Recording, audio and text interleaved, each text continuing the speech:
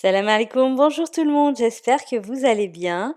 Je vous retrouve aujourd'hui avec une recette très gourmande, un petit peu calorique quand même, mais ça fait du bien de se faire plaisir de temps en temps. Il s'agit du blondis, donc c'est un mélange de brownie dans lequel on n'aurait pas mis le chocolat fondu, mais ça ressemble également à un cookie. Vous avez une petite couche craquante sur le dessus. J'ai piqué la recette à Gordon Ramsay, mais je l'ai modifiée parce que il met une tonne de sucre et moi je l'ai faite au chocolat et aux noix. La préparation est vraiment super rapide. L'intérieur est bien fondant. Vous allez régaler votre famille avec ce petit goûter, ce petit dessert. N'hésitez pas à m'en dire des nouvelles en commentaire ou sur Instagram. Et on passe tout de suite à la préparation. Donc, on a fait fondre notre beurre préalablement. On ajoute notre sucre. Alors, j'ai mis 240 grammes de sucre. Gordon Ramsay en met 340. J'ai pas voulu tester et c'était amplement assez sucré.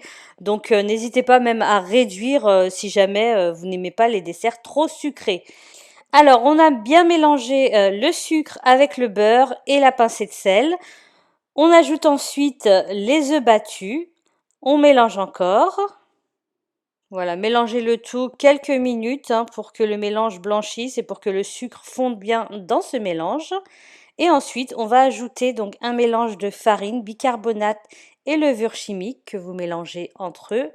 Et vous l'ajoutez petit à petit dans le mélange de beurre et de sucre. Voilà, vous ajoutez par petites parties et vous mélangez en même temps jusqu'à ce qu'il n'y ait plus de farine. Vous allez avoir donc une pâte bien lisse, bien homogène, qui ressemble légèrement à celle du cookie en un petit peu plus liquide. Donc c'est vraiment le mélange cookie brownie parfait. Ensuite, vous allez ajouter votre chocolat que vous avez coupé grossièrement. Donc je mets pas des petites pépites. J'aime vraiment quand c'est bien fondant après cuisson. Et j'ai ajouté également les noix que j'ai concassées. Vous mélangez à nouveau le tout. Et ensuite, il vous reste plus qu'à mettre ça dans votre plat allant au four. Donc moi j'ai utilisé mon plat Guy de Marle qui n'a pas besoin d'être graissé.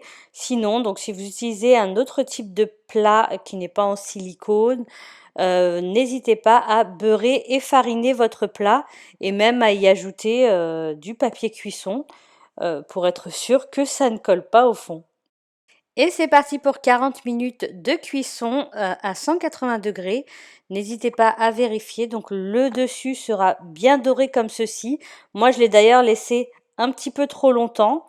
J'aurais peut-être dû baisser de 5 minutes, le laisser à peu près 35 minutes. Mais c'est pas grave, c'était super délicieux quand même. Légèrement croustillant sur le bas. Vous attendez qu'il tiédisse bien pour le découper en petits carrés par exemple.